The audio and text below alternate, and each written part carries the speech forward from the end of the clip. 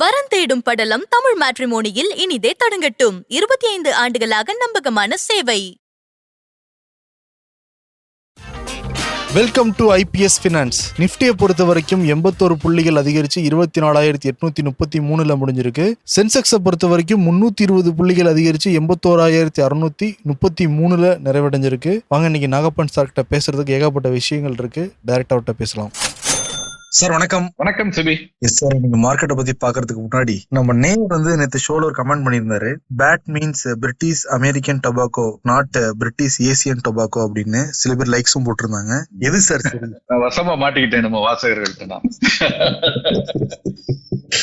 சிரிக்கக்கூடிய மேட்டர்ல அது வருத்தம் தெரிவிச்சுக்கணும். என்னன்னா, நான் பிரிட்டிஷ் அமெரிக்கன் டொபாக்கோன்னு சொன்னதான் நினைச்சிட்டு இருக்கேன். அந்த கமெண்ட்டை பார்த்ததுக்கு அப்புறம் தான் நான் திரும்ப போய் போட்டு கேட்டப்ப பிரிட்டிஷ் ஏசியன் டொபாக்கோன்னு சொல்லியிருக்கேன். அது ஒரு ஃப்ளோல தப்பு பண்ணக்கூடாது. பட் அது நான் பிரிட்டிஷ் அமெரிக்கன் டொபாக்கோன்னு சொன்னதான் நினைச்சுக்கிட்டு அதை சொல்லி இருந்திருக்கேன். அது தவறுதான். அதுக்கு வருத்தம் தெரிவிச்சுக்கோம். பிரிட்டிஷ் அமெரிக்கன் டொபாக்கோ அப்படிங்கிறது தான் பேட் அப்படிங்கறதோட எக்ஸ்பான்ஷன். அதுதான் கரெக்டா. அதை நம்ம கட்டாயம் சொல்லணும். அந்த நேரம் ஏங்கறனால ஒரு சின்ன கன்ஃபியூஷன் ஏற்பட்டுருச்சு. சோ தொடர்ந்து நம்ம இந்த ப்ரொமோட்டர் செல் பண்றத பாத்துக்கிட்டு இருக்கோம். ஐடி பார்த்தோம், இண்டிகோ பார்த்தோம், நேத்து பேட் சொன்னீங்க. தொடர்ந்து என்ன சார், ப்ரொமோட்டர்ஸ் வித்துக்கிட்டே இருக்காங்க. ஏன் ப்ரொமோட்டர்ஸே விக்கிறாங்க? எல்லாமே ரீட்டைல் தலையில கட்ட பாக்குறாங்களா? மார்க்கெட் இப்போ ஓவர் வேல்யூவா இருக்கா? கரெக்டா. இப்போ சிங்கப்பூர் டெலிகாம் பாரதி ஏர்டெல் அவங்களுடைய ஹோல்டிங்ல ஒரு பகுதியை வித்தாங்க. அதே மாதிரி அதற்கு பிறகு இண்டிகோ அதனுடைய கோ ப்ரொமோட்டர் அவர் அவருடைய ஹோல்டிங்ஸ்ல ஒரு பகுதியை வித்தாரு. திரும்ப இப்ப நேத்து பார்த்தா பேட் பிரிட்டிஷ் அமெரிக்கன் டொபாக்கோ ஐடிசியில அவங்களுடைய ஹோல்டிங்ல ஒரு பகுதியை வித்திருக்காங்க. எல்லாமே கணிசமான பகுதியை வித்திருக்காங்க. விற்றது சந்தை விலையில் கொஞ்சம் டிஸ்கவுண்டா வேற வித்திருக்காங்க. நேச்சுரலி அவங்க பெரிய அவ்வளவு குவான்டிட்டி விற்கும் பொழுது ஒரு புல்லிஷ் மார்க்கெட், ரொம்ப எக்ஸ்ட்ரீம் புல்லிஷா இருந்தா சந்தை விலையை விட கூடுதலாவே போகும். பட் சந்தை விலையை விட குறைஞ்சு போயிருக்கு. அப்படின்னா என்ன அர்த்தம்னா, இந்த வேல்யூவேஷன் ஹைன்னு பெரும் முதலீட்டாளர்கள் நினைக்கிறாங்க. இதை வாங்கக்கூடியவர்கள் என்ன நினைக்கிறாங்கன்னா, இப்ப சந்தையில் இருக்கக்கூடிய விலை அதிகம், அதனாலதான் அதை விட குறைவா வாங்குறாங்க. ஐடிசி 430 ரூபாய்க்கு மேல வணிகமாகி கொண்டிருக்கும் பொழுது அதை 420க்கு கீழே வாங்கி 413 அப்படின்னு அவங்க பேஸ் பிரைஸே 400 தான் வைக்கிறாங்க. அப்படிங்கும் பொழுது இந்த மாதிரி இண்டிகோ விலை இறங்குதான். அந்த விற்கப்பட்ட அன்னைக்கு விலை இறங்குனுச்சு கணிசமாக. அவங்க பிளாக் டீல்லாம் சந்தை விலையை விட குறைவாகத்தான் அது விற்கப்பட்டது. பாரதி ஏர்டெல் அப்படித்தான். இப்படி பார்க்கும் பொழுது நிச்சயமாக இந்த கேள்வி எழாமல் இல்லை. 2 கேள்விகள் எடுக்கிறது. ஒன்று, ப்ரொமோட்டர்ஸோ அல்லது மேஜர் இன்வெஸ்டர்ஸோ விற்கிறாங்கன்னா அப்ப அவங்க இந்த விலை ரொம்ப அதிகம் நினைக்கிறாங்களா? அப்ப சிறு முதலீட்டாளர்கள் தலையில கட்டிட்டு போறாங்களா? நீங்க கரெக்டா கேட்டீங்க. அப்ப நம்ம என்ன பண்ணணும்? அப்ப நம்மளுமே இது விலை அதிகம்னு வித்துட்டு போகணுமா அப்படின்னு. இது அவ்வளவு நேர பிளாக் அண்ட் ஒயிட் அதுக்கு பதில் சொல்றது கொஞ்சம் கஷ்டம். பட் ஆனா அப்படி சொல்லணும்னு என்ன கழுத்துல கத்தி வச்சு கேட்டீங்கன்னா சொல்லுவேன், எஸ், தி வேல்யூவேஷன்ஸ் ஆர் ஹை. பொதுவாக இந்த தனிப்பட்ட பங்குகளை பத்தி நம்ம கமெண்ட் பண்ண முடியாது. பொதுவாக பல பங்குகளுடைய விலையில வேல்யூவேஷன்ஸ் ரொம்ப ஹையா இருக்குங்கிறத நம்ம மறுப்பதற்கு இல்லை. அதனாலதான் ப்ரொமோட்டர்ஸ் விற்கிறதுக்கு வர்றாங்க. அந்த ஒரு காரணத்தினால மட்டும் அது சுமாரான நிறுவனம்னோ அல்லது மோசமான நிறுவனம்னோ வருங்காலத்துல அவருடைய செயல்பாடுகள் நல்லா இருக்காதுன்னு சொல்ல முடியாது. இவங்க ஏன் விற்கிறாங்கன்னா, இப்ப இதுவரைக்கும் ஏறின வேகத்திலேயே அடுத்த ஆண்டோ அதுக்கு வரக்கூடிய ஆண்டுகள்ல பெரிய அளவுல ஏற்றம் இருக்காது. அல்லது விலை நல்லா இருக்கும் பொழுது நம்முடைய பகுதியை விற்கிறதா, அதனால விலை இறங்கும் போது வித்தா இன்னும் இறங்கும். சோ ஏறும் பொழுது வித்தா, இப்ப 430-35 இருக்கையில வித்தா 420-15 கிடைக்கும். இதே 395 இருக்கையில வித்தா 360 ஆயிடும். அதனால கூட அவங்க விற்கலாம். So it does not mean that the performance is going to be bad or futureல growth இல்லைனோ அப்படி நம்ம எடுத்துக்க முடியாது. சிபியத அது நான் எப்படி இது விலை அதிகம் ஒரு பக்கம் வேல்யூவேஷன் ஹைன்னு சொல்றனோ, அதே சமயத்துல வரக்கூடிய காலகட்டங்களில் இருக்கக்கூடிய வளர்ச்சி இந்த விலையை நியாயப்படுத்துவதாக கூட இருக்கலாம். அதனால பங்குக்கு பங்கு இது வேறுபடும். நம்ம அதை பொறுத்துதான் முதலீடு முடிவெடுக்கணும். இதுல குறிப்பாக வெளியேறவர் யாருன்னு பார்க்கணும். எஸ் வங்கியை பொறுத்தவரை அவர் அடமானம் வைத்த பங்குகள் எல்லாம் ஆக்ஷன்ல அவர் பணத்தை கட்ட முடியாமல் அல்லது பங்கு விற்பனைக்கு அவருடைய ப்ரொமோட்டருங்கிற ஸ்டேட்டஸ் கீழே போய் அந்த மாதிரி போனுச்சுன்னா நம்ம ரொம்ப கவலைப்பட வேண்டிய ஒரு விஷயம். இங்க core promoters are not exiting. இன்னமும் கூட நீங்க இண்டிகோனுடைய இன்னொரு ப்ரொமோட்டர் அவர் அவருடைய பங்கை வச்சிருக்காரு. அதே மாதிரி ஐடிசியில இங்க இருக்கக்கூடிய இன்ஸ்டிடியூஷன்ஸ் தான் இன்னைக்கு தேதிக்கு மேஜர் ஹோல்டிங்ஸ். அவங்க எல்லாம் அதை பெரிய அளவுல விற்க ஆரம்பிக்கல.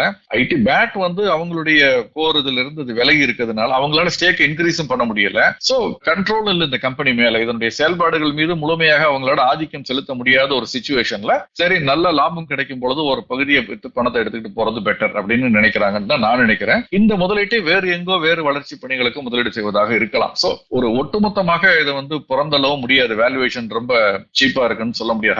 ஹை தான். பல நிறுவனங்களுடைய வேல்யூவேஷன் ஹை டுவர்ட்ஸ் ஹைல தான் இருக்கு. ஆனால் அது ரிலேட்டிவான ஒரு கமெண்டா தான் இருக்க முடியும். அது ஹையா லோவாங்கிறது வரக்கூடிய காலகட்டத்தில் இருக்கக்கூடிய பெர்ஃபார்மன்ஸ் தான் ஜஸ்டிஃபை பண்ணும். சோ நம்ம முதலீட்டாளர்கள் என்ன முடிவு எடுக்கணும்னா, வரக்கூடிய காலகட்டங்கள்ல இந்த மாதிரியான வளர்ச்சி தொடருமா, அந்த கோர் ப்ரொமோட்டர்ஸ் இன்னமும் கண்டினியூ ஆகுறாங்களா அதுல? ஏன்னா அதுல 2 ப்ரொமோட்டர்ல ஒரு ப்ரொமோட்டர் கோ ப்ரொமோட்டர் தான் வெளியே போறாரு, இன்னொரு ப்ரொமோட்டர் தொடர்ந்து இருக்கிறாரா, அவருடைய கடந்த கால செயல்பாடுகள் எப்படி, வளர்ச்சி எப்படி இருக்கும் எதிர்காலத்துல, இப்படிங்கிற விஷயம், அந்த துறைக்கான வளர்ச்சி எப்படி இருக்கும் அப்படிங்கறத பார்த்து தான் நம்ம முடிவெடுக்கணும். நிச்சயமா அவங்க வித்துட்டு போறதுனால நம்ம வித்துட்டு போகணும்னா, அல்லது அவங்க வாங்குறதுனால நம்ம வாங்கணுங்கிறதோ காப்பி அடிக்கிற மாதிரி. தவறான ஆளை பார்த்து காப்பி அடிச்சோம்னா அவர் ஃபெயில் ஆனா நம்மளும் ஃபெயில் ஆயிடுவோம்.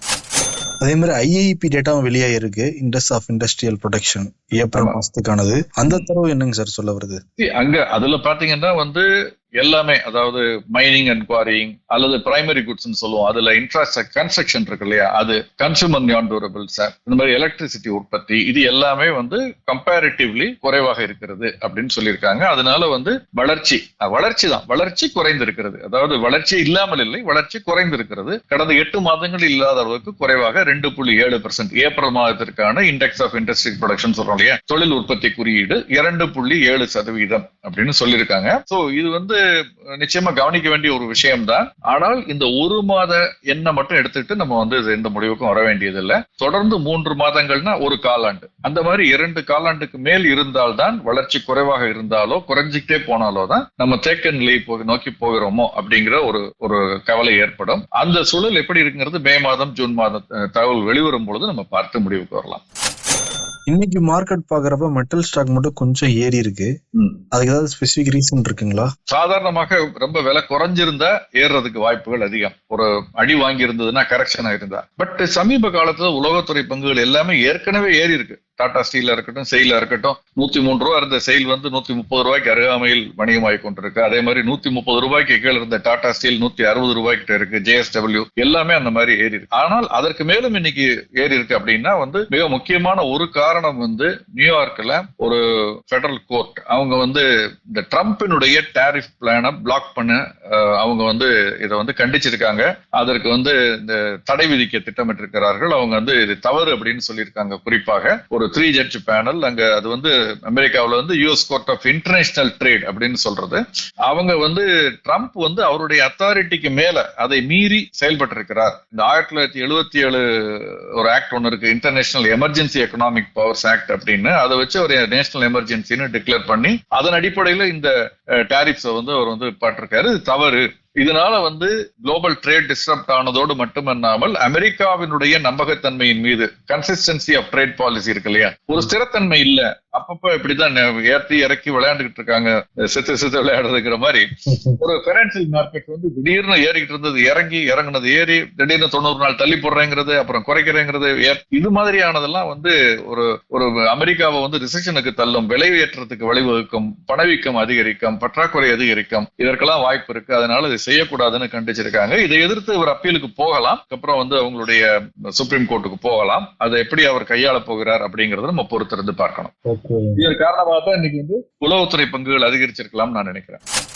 இன்னைக்கு மார்க்கெட் பாக்குறப்பவும் ஒரு மாதிரி ஏறி இருக்கு, ஆனா ரொம்ப பெரிய லெவல்ல ஏற்றம்னு சொல்ல முடியல. நேத்து இறங்குனதுக்கு இன்னைக்கு கொஞ்சம் ஏறி இருக்க மாதிரி தான் தெரியுது. பிராடர் மார்க்கெட்டும் பாக்குறப்ப அப்படிதானே சார் இருக்கு? அப்படிதான். நீங்க சென்செக்ஸ்ல ஒரு 6 பங்குகள் மட்டும் விலை இறங்கி இருக்கு, மத்ததெல்லாம் ஏறி இருந்தால் கூட நிப்டி எடுத்துக்கிட்டா பெரிய மாற்றம் இல்லை. காலை துவங்கி மதியம் வரைக்கும் இறக்கத்துல தான் இருந்தது. மதியத்திற்கு பிறகு ஆசிய, ஐரோப்பிய, அமெரிக்க பங்கு சந்தைகள் ஒரு சிறிய ஏற்றத்தில் இருந்ததுனால மீண்டும் இங்க ஒரு ரெக்கவரியை பார்க்க முடிந்தது. பட் அட்வான்ஸ் டிக்ளைன் பாத்தீங்கன்னா கிட்டத்தட்ட 1:1. அப்பர் சர்க்யூட் இன்னும் கொஞ்சம் அதிகமா இருக்கு, 52 வீக் ஹை அதிகமா இருக்கு. செக்டார்ஸ் எல்லாமே பாத்தீங்கன்னா எக்ஸப்ட் ஒரு 2 செக்டார், ரியாலிட்டி அண்ட் இதை தவிர பாத்தீங்கன்னா மற்ற எல்லாமே இன்னைக்கு ஏற்ற இதுலதான் இருக்குது, மிக்சடா இருக்கிறத பார்க்க முடிந்தது நம்ம. சோ ஐ திங்க் குறிப்பாக FMCG, PSU பேங்க் இது 2 மட்டும் தான் சின்ன இறக்கத்துல இருந்தது, தவிர எல்லாமே இன்னைக்கு ஏற்றத்துல இருந்தது. நம்ம முன்னர் பேசின மாதிரி ஐடி மெட்டல் துறை மட்டும் இன்னைக்கு 1%க்கு மேல இன்னைக்கு ஏறி இருந்ததுக்கு காரணத்தை பத்தி நம்ம பார்த்தோம். சோ ஒரு மிக்சட் பேக் தான். இந்த 25,000 ரெசிஸ்டன்ஸ்ங்கிறது தொடர்ந்து இருந்துகிட்டு இருக்கு. நிப்டியை பொறுத்த வரைக்கும் ரேஞ்ச் பவுண்ட்ல தான் இருக்குங்கிறத நான் பாக்குறேன். கமாடிட்டி மார்க்கெட்டுங்க. கமாடிட்டி பெரும்பாலும் கன்சாலிடேஷன் ஃபேஸ் தொடர்கிறது. க்ரூட் $62 கிட்ட இருக்கு, கோல்டு $3300 கிட்ட இருக்கு, சில்வர் $33 கிட்ட இருக்கு. அதேதான், பெரிய மாற்றங்கள் ஏதும் இல்லை. உள்ளூர் சந்தையிலையும் MCX-லையும் பார்த்தோம்னா சில்வர் ஒரு 1% ஏறி இருந்தால் கூட அது வந்து ஒரு இறங்குனதனுடைய ஒரு பவுன்ஸ் பேக்கா தான் நான் பாக்குறேன். கோல்டுல பெரிய மாற்றம் இல்லை, கச்சா எண்ணெயிலும் பெரிய மாற்றம் இல்லை. Currency sir, currency almost flat. ஒரு 5 பைசா மட்டும் இன்னைக்கு அதிகரிச்சிருக்கு, $85.63. ஏன்னா சர்வதேச சந்தையிலும் US டாலர் இண்டெக்ஸ் வந்து ஒரு சின்ன ஏற்றம், கிட்டத்தட்ட 100 தொட்டுக்கிட்டு இருக்கு. ரொம்ப நீண்ட நாள், ஒரு வாரத்திற்கு பிறகு நம்ம சொல்லலாம் இல்ல, மேலும் மோர் தேன் 1 வீக் அது 100 கீழே இருந்தது. இப்ப 100 தாண்டி இருக்கு. இப்பதான் ஜஸ்ட் நம்ம பேசிக்கொண்டிருக்கும் பொழுது 100 தாண்டி இருக்கிறது ஜஸ்ட். சோ அதனால இங்க ஒரு 5 பைசா அதிகரிச்சிருக்கிறத நம்ம பார்க்க முடிகிறது. நார்மலான ஒரு அதிகரிப்பு தான். ஆமா ஆமா. ஏதாவது புதுசா IPO வருதுங்களா சார்? ஏதாவது வந்து லிஸ்ட் ஆயிருக்குங்களா? அந்த ஹோட்டல் லீலா அதனுடைய அந்த பேரண்ட் கம்பெனியோட IPO விரைவில் லிஸ்ட் ஆக இருக்கு. பட் அது தவிர வேறு சில IPOs இருக்கு. ப்ரோஸ்டாம் இன்ஃபோ சிஸ்டம்ஸ் அப்படிங்கிற ஒரு IPO, இது வந்து 50 மடங்கு சப்ஸ்கிரைப் ஆயிருக்குது. இது வந்து இன்னைக்கு முடிவடைகிறது. 50 மடங்கு சப்ஸ்கிரைப் ஆயிருக்கு. பட் அவங்களுடைய ரெக்குவயர்மெண்ட் வந்து 168 கோடி தான். அதனால வந்து இந்த 50 மடங்குங்கிறத பெருசா எடுத்துக்க வேண்டாம். ஸ்கோடா டியூப்ஸ்ங்கிற ஒரு IPO நாளை முடிவடைகிறது. இது வந்து 5 மடங்கு சப்ஸ்கிரைப் ஆயிருக்கு ஏற்கனவே. அதே மாதிரி அஸ்டோனியா லேப்ஸ் லிமிடெட் அப்படிங்கிற IPO, இதுவுமே வந்து 1.5 மடங்குக்கு மேல சப்ஸ்கிரைப் ஆயிடுச்சு ஆல்ரெடி. நாளை தான் முடிவடைகிறது. பட் அவங்களுக்கு வேணுங்கிறது 37 கோடி தான் திரட்ட இருக்கிறார்கள். ஸ்கோடா கூட 220 கோடி தான். இது எல்லாமே அவங்களுடைய ரெக்குவயர்மெண்ட் குறைவா இருக்கு. பெரும்பாலும் SME IPOங்கிறதுனால அது வந்து குறைவாக இருக்கிறத தான் நான் பாக்குறேன். பட் இதை ரொம்ப சிக்னிபிகண்டா நம்ம ரீட் பண்ண வேண்டியது இல்லை. Q4 ரிசல்ட்டுங்க நிறைய வந்திருக்கு. இதுல முக்கியமான 1-2 மட்டும் பார்க்கலாம். சம்வர்தனா மதர்சன் இன்டர்நேஷனல், இது நிகர லாபம் வந்து 23% குறைவாக 1115 கோடின்னு அனௌன்ஸ் பண்ணிருக்காங்க. ரெவென்யூ 8% ஏறி இருக்கு. காஸ்ட் இஷ்யூஸ் அப்படின்னு சொல்லியிருக்காங்க. அது தவிர ஓலா எலக்ட்ரிக், இது வந்து நெட் லாஸ், நிகர நஷ்டம் வந்து அதிகரிச்சிருக்கு. 870 கோடியாக அதிகரிச்சிருக்கு. அதை விட கவலை அளிக்கக்கூடிய விஷயம், ரெவென்யூ 62% வீழ்ச்சி அடைந்து 611 கோடி அப்படின்னு சொல்லியிருக்காங்க.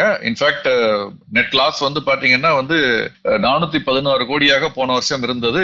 இந்த காலாண்டுல இப்ப 870 கோடியாக அதிகரிச்சிருக்கு. அதே மாதிரி ரெவென்யூ வந்து 1598 கோடியாக இருந்த விற்று வரவுங்கிறது இப்ப 611 கோடியாக குறைஞ்சிருக்கு. வியாபாரமே ரொம்ப குறைவா இருக்கு, நஷ்டம் அதிகரிச்சிருக்கு. சோ நிச்சயமாக இது ரொம்ப கவலை அளிக்கக்கூடிய ஒரு ரிசல்ட்டா தான் நான் இதை பாக்குறேன்.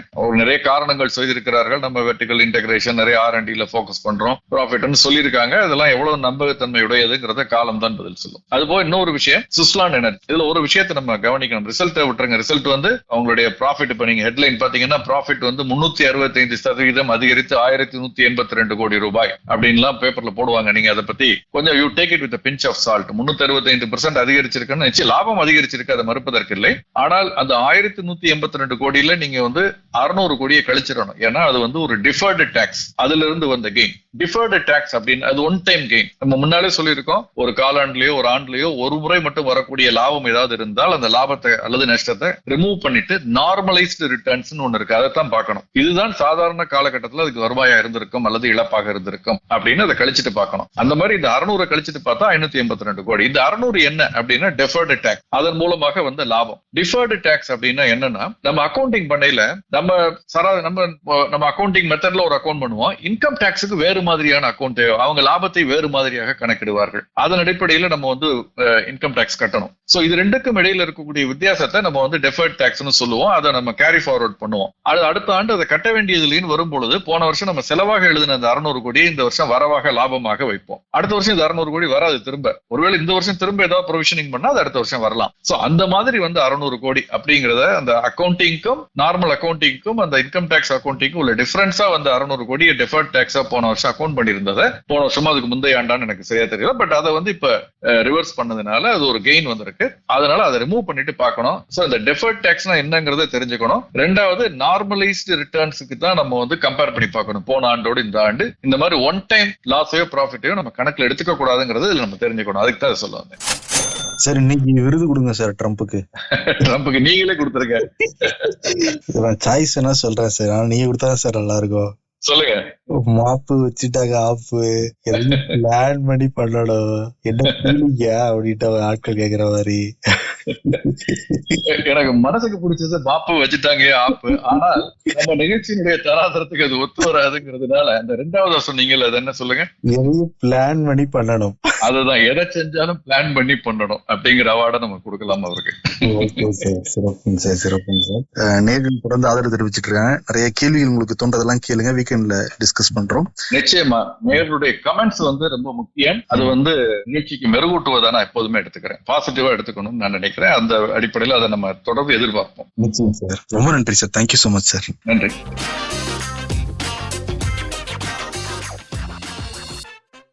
மகன் மகளுக்கு வரன் தேடுறீங்களா? கவலைய விடுங்க. உங்களுக்காகவே நம்பகமான வரன் பார்க்கும் சேவையை 25 ஆண்டுகளுக்கும் மேலாக செய்து வருகிறது தமிழ் மேட்ரிமோனி. இப்பவே ரெஜிஸ்டர் பண்ணுங்க.